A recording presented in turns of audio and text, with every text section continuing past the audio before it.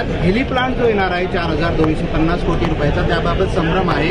उद्योग मंत्र्यांचं वेगळं वक्तव्य येत आहे की मला माहीत नाही की असा काही प्लांट येतोय, आणि अशोक चव्हाणांनी ट्विट केलेलं आहे की हा प्लांट लवकरच इथं सुरू होणार आहे. काय सर? राज्याच्या मुख्यमंत्री देवेंद्रजी फडणवीस साहेबांनी त्याचा एमओयू केलेला आहे आणि तो एमओयू झालेला असल्यामुळे नक्कीच तो प्रोजेक्ट नांदेड जिल्ह्यात येईल.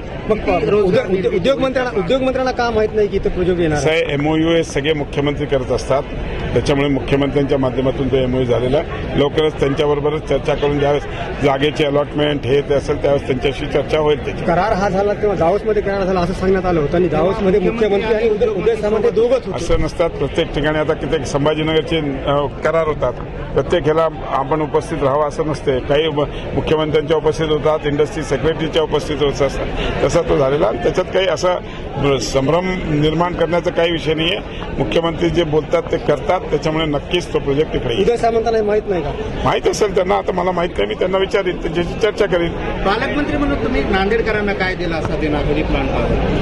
हा प्लांट आला नक्की रोजगार निर्मिती होईल आणि अनेक म्हणजे प्रोजेक्ट हे बघा कसं असते, शेवटी कुठल्याही शहराची इकॉनॉमी कधी वाढते तिकडे इंडस्ट्री. आज मुंबई का श्रीमंत आहे कारण की तिकडे नाही. तसं छत्रपती संभाजीनगर आमचं काय उद्योजक म्हणून, तसेच तिकडे नांदेडला उद्योग आले तर नक्कीच नांदेडचे पण विकास होईल. ठीक आहे. विधान परिषदेचे आमदार आहेत हेमंत पाटील यांनी एक वक्तव्य केलं होतं की जवळपास 150 तरुणी जे आहेत ते 2 वर्षामध्ये नांदेडमधून पळून त्यांचं धर्मांतरण करण्यात आलेलं आहे, आणि हा प्रश्न त्यांनी थेट अधिवेशनात उपस्थित केला होता. पालकमंत्री म्हणून आपण काय माहिती घेतली? काय नाही, आम्ही मागे 8 दिवसापूर्वी शहराची पोलीस डिपार्टमेंटची बैठक घेतली.